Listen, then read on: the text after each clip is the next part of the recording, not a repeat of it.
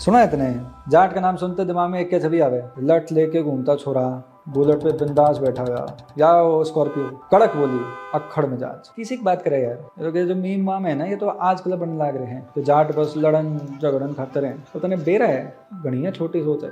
इतिहास जाटा का बहुत पुराना है छोरे। एक बात बताऊं तने, इतिहास में जाटा ने इसे काम कर रखे, तो पूरे देश को गर्व होना चाहिए। और यहाँ पे जाटा की खासियत है, एक ही घर का एक छोरा खेती करेगा और दूसरा बॉर्डर पे खड़ा होता है। तो जय जवान जय किसान क्या करे ना, तो हरियाणा वालों के लिए जाटा के लिए है।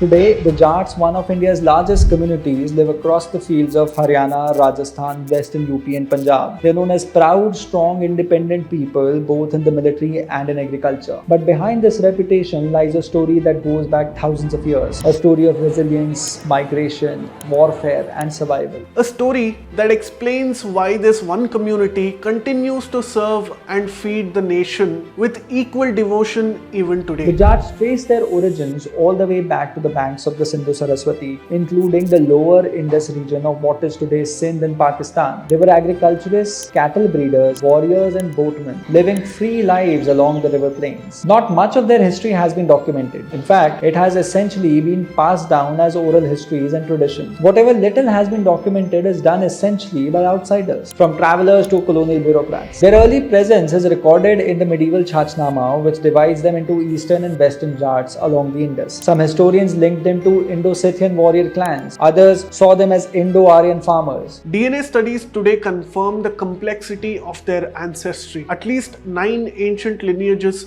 flow into the Jat bloodline, including the links to the Harappan agriculturists and the Indo-Scythian migrants who once roamed Central Asia. Some say the word Jat comes from Jata, Shiva's matted locks. Others trace them to the Krishna's Yadu clan. Some even suggest that gypsy communities of Europe have distant Jat links through ancient westward migration. But if one quality has defined this community through all these stories, it is their stubborn independence, their refusal to bow easily to outside power and invaders. This spirit of resistance runs deep through the Jat historical memory. In 1027, when Mahmud of Ghazni raided Sindh, the Jats mustered a naval force of 1400 war boats on the Indus to resist him. Centuries later, Timur wrote in the memoirs of the Jats of Punjab, bold highwaymen who controlled trade routes and were impossible to tame. In his words, no merchant or traveller passed safely through their lands. The Mughal period saw perhaps the most famous phase of Jat resistance in the documented history of the community. That most of it is not documented at all. For priorities on the battleground of civilization was resistance and survival. Leaders like Gokul Jat, Rajaram Jat, Churaman Jat and later Maharaja Suraj Mal led wave after wave of armed revolts against the Mughal state. They built fortified ghadis, manufactured muskets, and established control over the crucial Delhi-Agra lines of communication, railing the Mughal treasury and military at a time when the empire was already strained. Maharaja Suraj Mal, still celebrated in Jat folklore, built the kingdom of Bharatpur, a model of tolerance, governance, and Jat political power. At its peak, Bharatpur extended across modern Rajasthan, parts of Haryana, and even the Delhi region. As the British power expanded in India, they quickly recognized the Jats' martial qualities.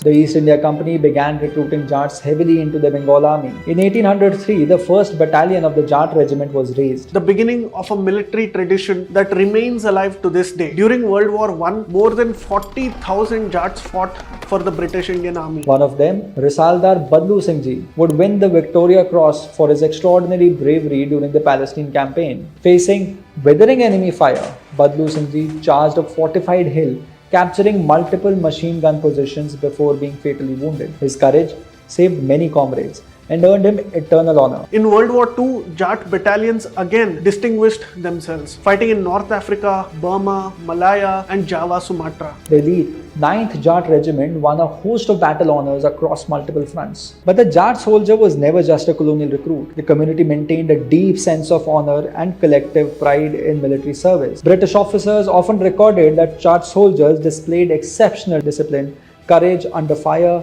and loyalty to comrades. Even today, many Jat villages proudly say, In every household, one son must serve the land, the other must serve the nation. After independence, the Jat regiment continued to be at the forefront of India's military campaigns. From the Kashmir conflict of 1947-48 to the 1962 Sino-Indian War, and both the 1965 and 71 wars against Pakistan. In the 1965 war, a famous assault by just 550 soldiers of the Jat regiment crossed the Indo-Pak border, captured the strategic town of DograI, and reached Lahore. Jat soldiers have since served with distinction in the IPKF mission in Sri Lanka, at the Siachen Glacier, and in counter-insurgency operations across Kashmir and the northeast. Today, the regiment includes 23 regular battalions, 4 Rashtriya Rifle battalions and 2 reserve units. Its battle cry, Jat Balwan, Jai Bhagwan, remains a symbol of their unity and valor. But few know that Jats are also central to the most elite ceremonial unit in the country, the President's Bodyguard. Raised in 1773,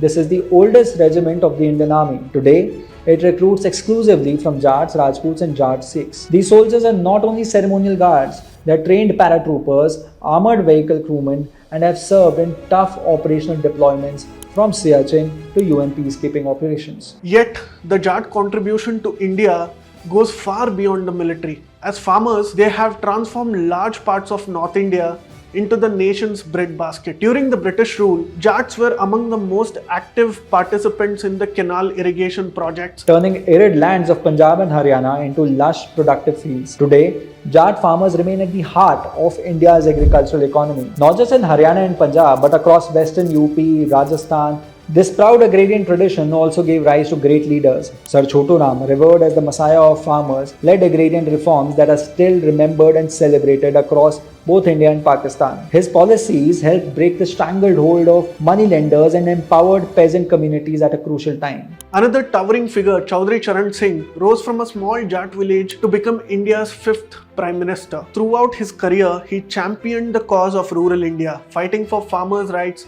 and economic justice. Similarly, Tau Devilal, Professor Sher Singh and many more have dedicated their lives to the cause of ruralites. The Jats have also contributed immensely to India's political and intellectual life. Raja Mahendra Pratap Singh, an internationalist and freedom fighter, founded the first provincial government of India in exile in 1915. He spent decades lobbying for the Indian independence across the world and was nominated for the Nobel Peace Prize in 1932. Military leaders like Lieutenant General Khem Karan Singh have led Indian forces to historic victories, including the decimation of Pakistan's 6th Armoured Division in the 1965 war. Today, the image of the Jat may be reduced to stereotypes and internet memes, the loud, brawny, lathi-wielding figure. But behind that image lies a proud legacy of courage, resilience, and service to the nation. On the battlefield and in the fields, from the banks of the Indus to the heights of the Siachen, from the wheat fields of Haryana to the corridors of the Rashtrapati Bhavan, the Jats have marched through history with an unbreakable spirit. In every Jat household, even today, the saying holds true: one son for the plow, one son for the gun. And so, Jai Jawan, Jai Kisan, or Jat Balwan, Jai Bhagwan, Jai Hind.